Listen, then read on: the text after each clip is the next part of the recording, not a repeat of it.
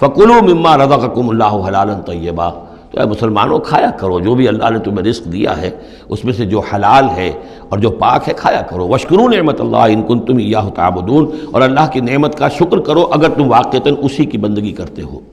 إِنَّمَا حَرَّمَ عَلَيْكُمُ الْمَيْتَةَ وَالدَّمَ وَلَحْمَ الْخِنزِيرِ وَمَا أُهِلَّ لِغَيْرِ اللَّهِ بِهِ، اللہ تعالیٰ نے حرام تو تم پر کیا ہے کھانا مردار کا اور خون کا اور خنزیر کے گوشت کا، اور جو جس پر کہ پکارا گیا ہو اللہ کے سوا کسی اور کا نام۔ فمن اضطر غیر باغ ولا عاد، کوئی شخص اضطرار میں ہو، جان پر بن گیا ہو، بھوک سے اور مر رہا ہو، تو اگر وہ نہ تو اس کی طلب اس کے اندر ہو، نہ جو کم سے کم چیز جتنی کہ کھانے سے جان بچائی جا سکتی ہے اس سے وہ اضافی اور اس سے آگے بڑھے، فإن اللہ غفور الرحیم، تو اللہ اس کے حق میں غفور الرحیم ہے۔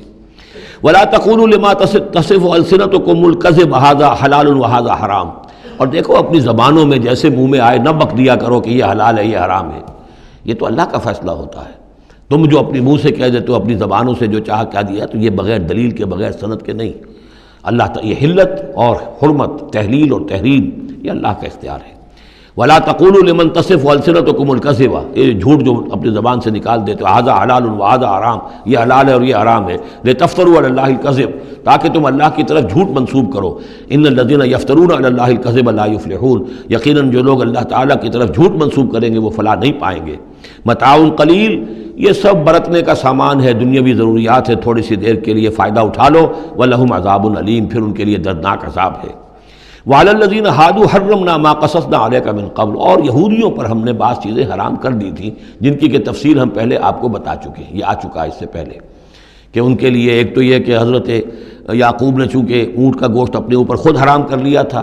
تو وہ معاملہ چلتا رہا۔ اس کے علاوہ بھی یہ ہے کہ جو چربی ان پر حرام کی گئی تھی مختلف چیزوں حیوانات کی۔ وعلی الذین ہادوا حرمنا ما قصصنا علیک من قبل وما ظلمناہم، اور ہم نے ان پر کوئی ظلم نہیں کیا،